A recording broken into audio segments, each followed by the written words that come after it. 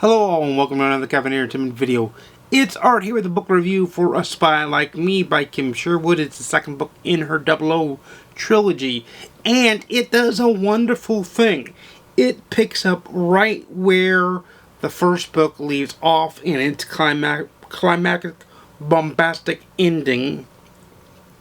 It is high octane at times, but it also shows the cracks and the crevices of what's going on. Remember, at the beginning of the first book, James Bond is missing, and they still don't know where James Bond is. They have inklings that he's still alive, but they don't know where he is. He's been missing for about 18 months. That's all at the beginning of the first book. This book is the aftermath of the first book, plus leading into the conclusion that will be Hurricane Room coming out later this month, and we will be reviewing on this channel. So it is very important. But so think of this book like The Empire Strikes Back of the original Star Wars trilogy, because it sees cracks and fissures happen to the foundation of MI6 as the 00s, Moneypenny, and M all go their separate ways, all in the same goal of trying to find James Bond and stop the villainous organization, which I'm going to leave you to pronounce that. I have a way to pronounce it, but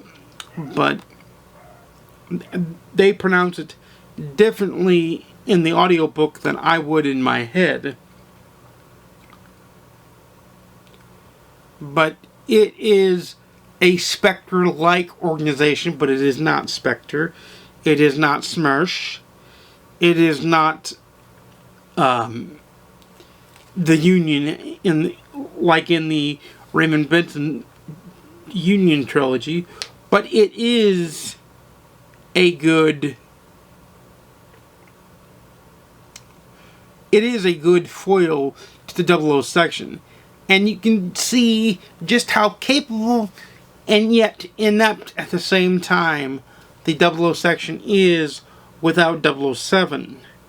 And how broken Moneypenny is without 007. And that really shows through in this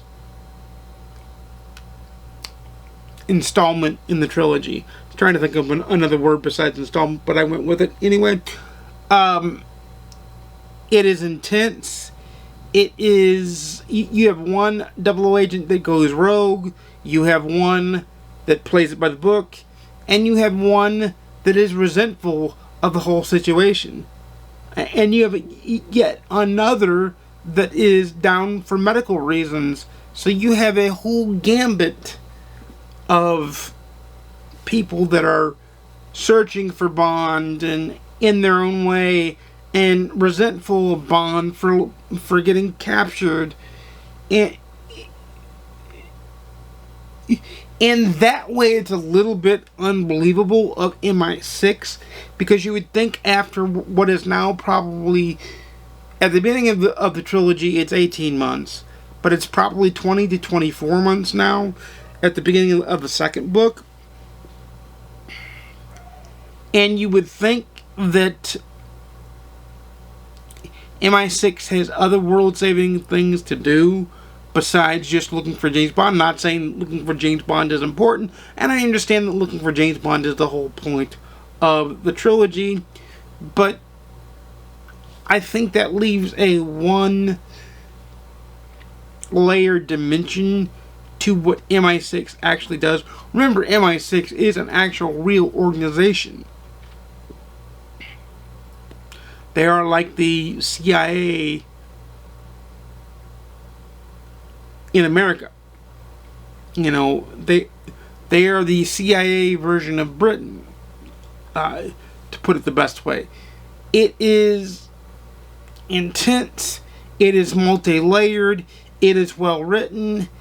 It has plenty of references to both James Bond books and to the James Bond films, so it's layered in James Bond lore. I cannot wait for the Hurricane Room, because if it's as intense as A Spy Like Me and Double or Nothing, then we are looking for the epic, bombastic conclusion of the 00 trilogy. Kim Sherwood truly, truly knows how to write. She has a little trouble getting out of the starting blocks for a book, because she starts it off a little bit slow, but once she gets momentum on that snowball rolling down that hill, baby, it is rolling 90-0, and it's not going to stop.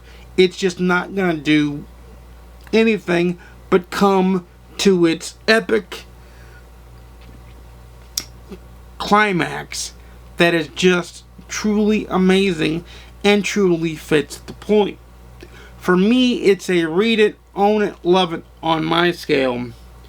It is once again another 4 out of 5. Those slow starts are the only thing that really docked the point, because I think she needs to take, if I could give a little bit of constructive criticism, I think she needs to take Ian Fleming and Raymond Benson's fast starts to books, like in Double Shot from Raymond Benson, and in, I think it is The Man with the Golden Gun for Ian Fleming is a good one. Also, Roll of Honor by John Gardner has a fast start.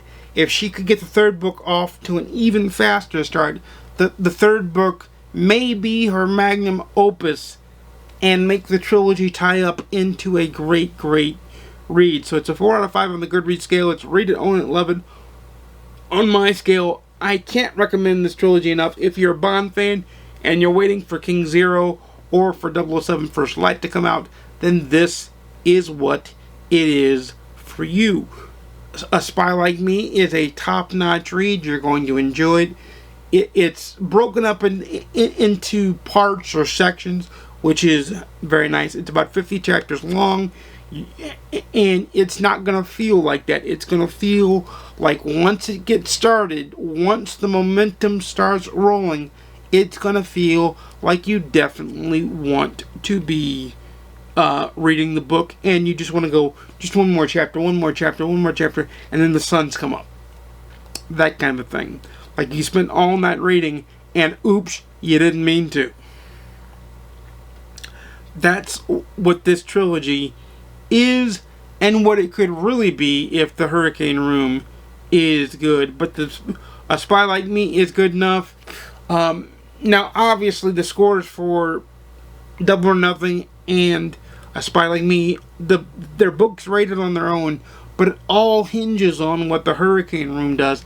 And I'm hoping to God it is at least as good as the first two books, let me tell you.